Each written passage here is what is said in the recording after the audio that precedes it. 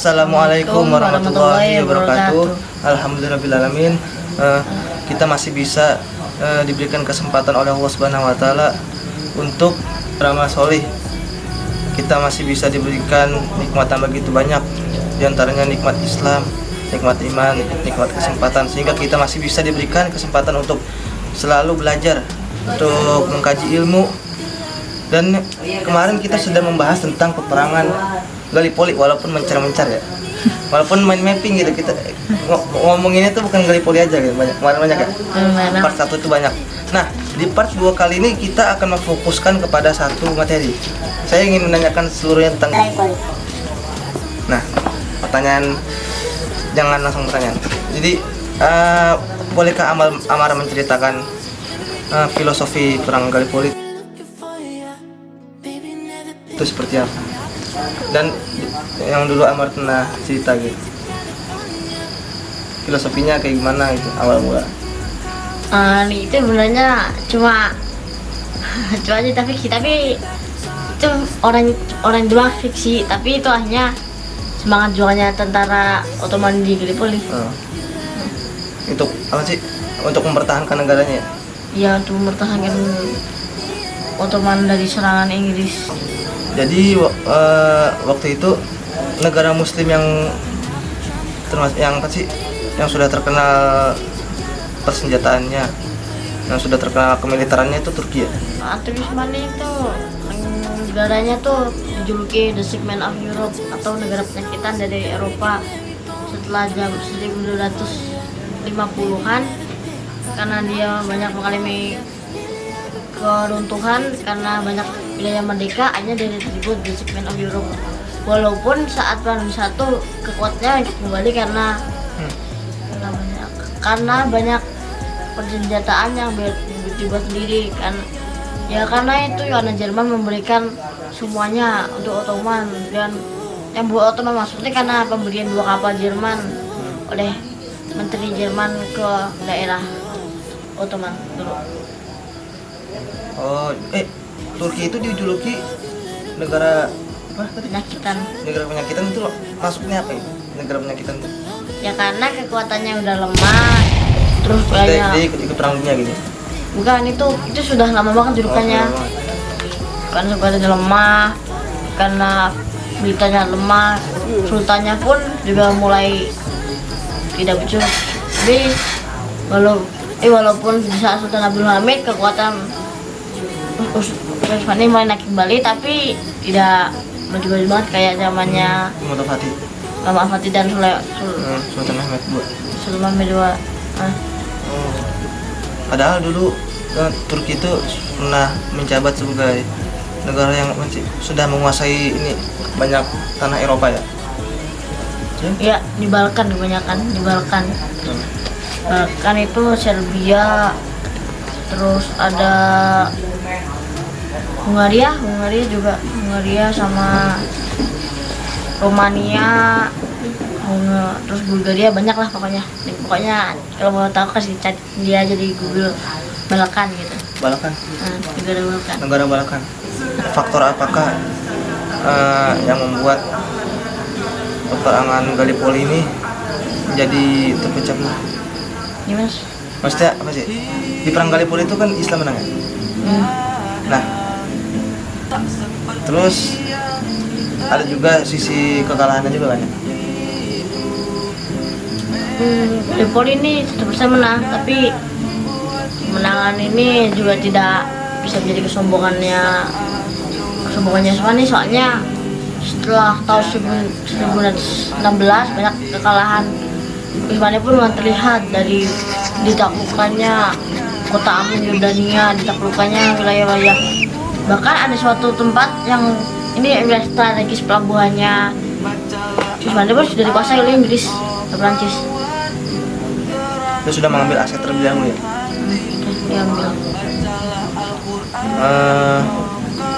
Lagi ya? Itu serangannya karena pemberontak Arab ini dipimpin oleh orang bernama Raja Faisal II sama dari Hejaz gitu, wilayah Hejaz ini karena ada sebuah Inggris tuh pengen mempermudah caranya bikin langsung mempersuruhkan militernya. Nah, jadi dia bikin cara yaitu dengan memanaskan negara Arab agar melawan Turki Utsmani sang penjajah. Makanya prinsip orang Arab tuh dibuat itu untuk menjajah. Nah, di balik orang ini, di balik Inggris ini ada sebuah tokoh yang melakukan ini semua dalam kejadiannya. Orang itu bernama T.E. Lawrence. T.E. Lawrence. Iya. Oh, jadi dia sengaja mengompori ya? Ya, sengaja memanaskan nanti bangsa Arab untuk mengadu domba. Padahal sesama negara Muslim ya? Iya. Iya. Pertanyaan selanjutnya. Di peperangan Gallipoli ini umat Islam lebih memihak kepada kemenangan apa kekalahan?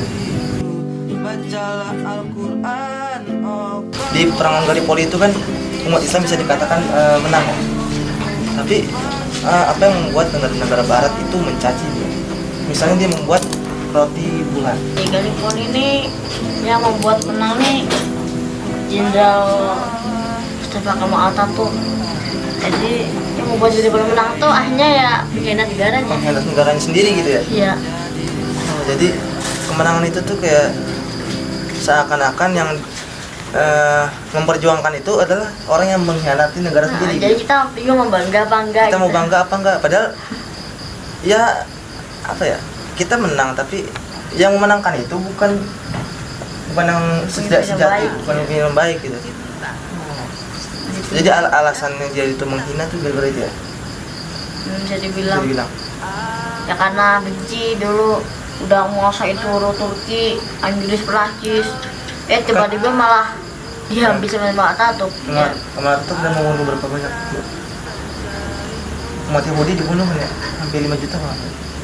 Belum kan itu beda lagi tuh. Cuma Jerman itu. Lain Tatuk. Dia kebanyakan membunuh etnis Kurdi yang berasal dari negara Irak. Etnis Kurdi ini adalah bangsa yang dulunya ini Kurdi ini akhirnya nih merdeka, tapi dijajah Turki, akhirnya jadi wilayah Turki, Irak, Suriah. Nah, Kurdi ini sekarang sedang memperjuangkan kemerdekaannya.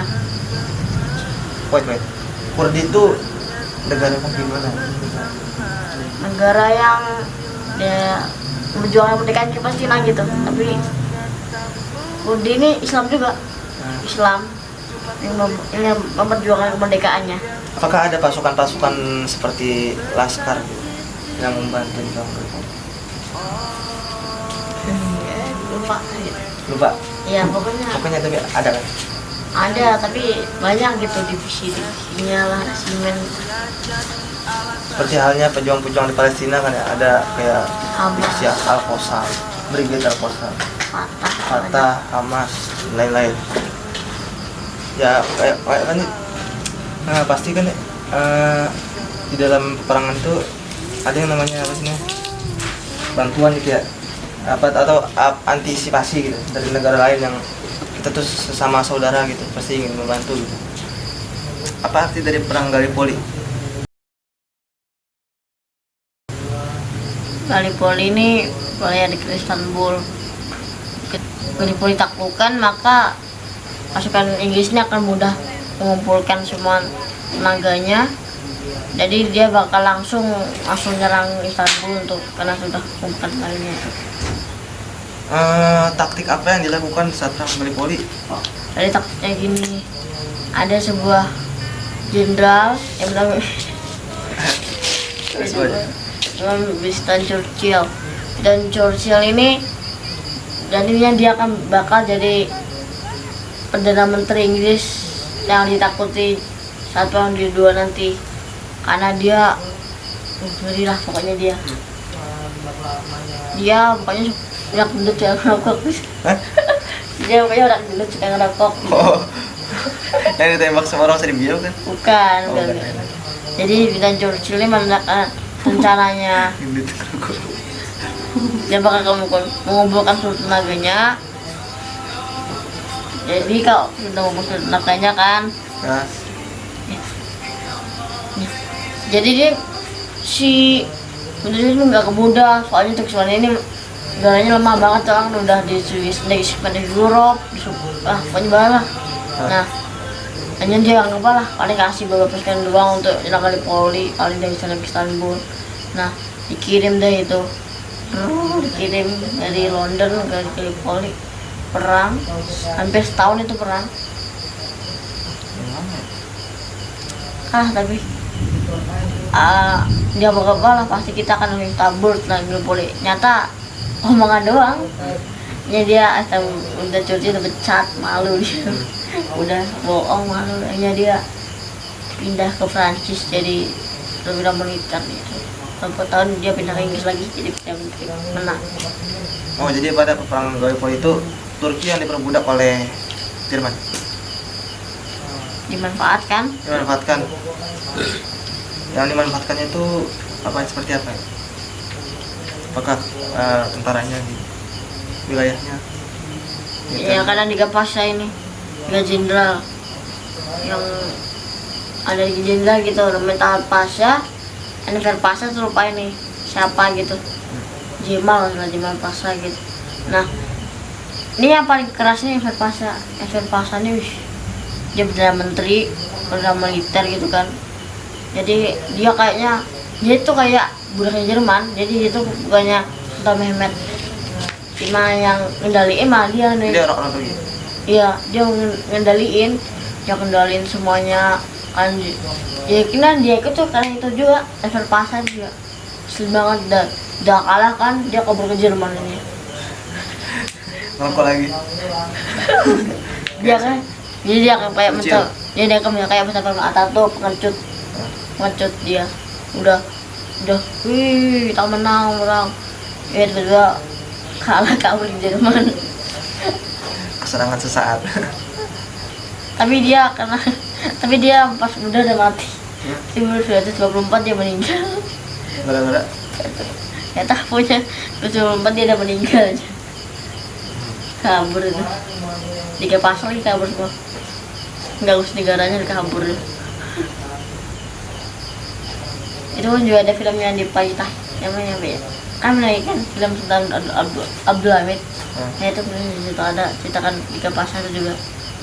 Ketika kita melihat negara muslim yang dibantai, seharusnya jika kita sudah siap berjihad, kita bisa berangkat ke sana. Tapi kan karena sekarang kan di Indonesia ini belum ada yang namanya walaupun kita bisa tuh masuk kayak kucing gitu, kucing ngeden, walaupun kita bisa masuk kayak jalur jalur mana tuh? Iya bisa.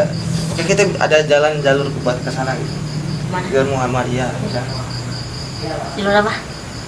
Jalur apa gitu ada. Umi pernah bilang. Ya gitu lah pokoknya, kita bisa masuk organisasi yang organisasi itu membela Palestina. Jadi kita bisa berangkat ke sana. Tapi karena di Indonesia belum diwajibkan. Sebenarnya itu orang-orang barat itu takut ya pada umat muslim karena jumlahnya itu tidak memadai gitu. Nah, lebih banyak umat muslim. Jadi setelah perang dingin Amerika tuh menaikkan kemenangan kan, sudah tidak ada lagi musuhnya. Tapi tiba-tiba di Afghanistan ada sebuah kelompok bernama Taliban. Ya karena ini Kenapa tuh ketawa? Kucingnya mau join. Nah, karena Taliban ini Islam ini cukup kuat. Karena di Afghanistan sudah muncul kekuatan, muncul lagi kekuatan lagi di Palestina, dan banyaklah kekuatan yang membuat Amerika takut. Nah, disinilah mereka mulai menyadari bahwa Islam sekarang mulai masuk Amerika, dan mereka sekarang memulai modusnya untuk mendekati negara Islam, tapi bisa jadi akan dijajah. Bahkan kalau bisa dibilang kan ya, Amerika itu kan menghasilkan banyak kemenangan di peperangan ya. Amerika? Iya, tapi pernah kalah juga. Pernah kalah, pernah menang. Kayak dia dijuluki singa Eropa ya. Dia di benua Amerika. Setuju. jadi dia dijuluki singa apa sih, Kayak makanya Hidayah. yang pas Jepang pengen ngebawa Pearl Harbor ya, dia apa sih, ada tuh episode-nya. Pokoknya ada yang bilang gini, kamu sama saja seperti membangunkan singa gitu. Oh iya iya. Ada kan bilang gitu kan, Iya iya. Indra Kusomo apa gitulah pokoknya mah bingung. Terus ada juga tuh apa sih, masa dimana Amerika tuh dia mulai sombong tuh, sudah misalnya dia merasa sudah tidak ada lagi negara yang disaing olehnya gitu, sehingga sempat itu Amerika tuh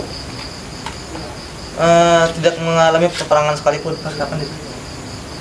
Setelah perang dingin ini berapa tahun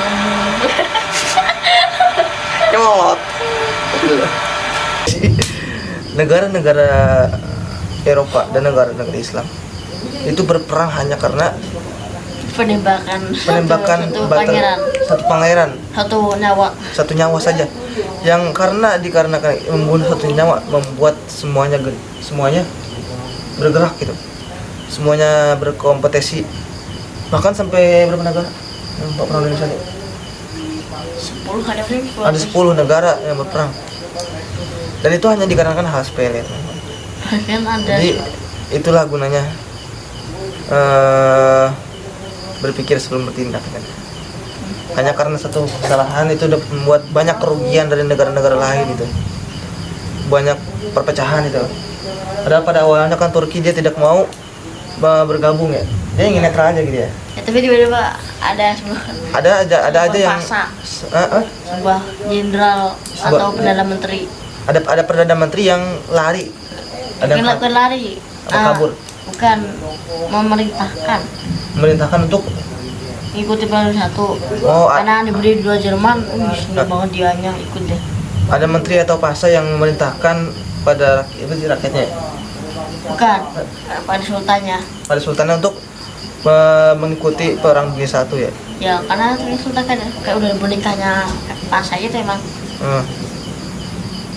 So mungkin ada kata-kata terakhir dari mana?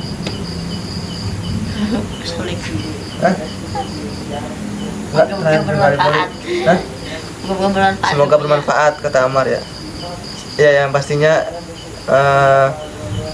semua ilmu itu bisa dimanfaatkan. Maksudnya bahkan sesuatu yang kita pelajari itu bisa kita pakai untuk kebaikan. Bisa juga dipakai untuk keburukan, tergantung niat kita gitu. Jadi jangan sampai kita menyalahgunakan ilmu yang kita miliki.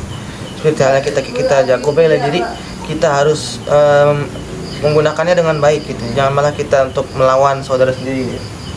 Untuk bergaya-gaya atau sombong gitu. Jangan. Jadi keep humble, and kesalahan datangnya dari kita berdua, kebenaran datangnya dari Allah Subhanahu wa taala. Mohon dimaafkan atas segala kata yang terbelat-belit atau tidak nyambung itu, tidak kalian pahami. Mungkin cukup sekian, and wassalamualaikum warahmatullahi wabarakatuh.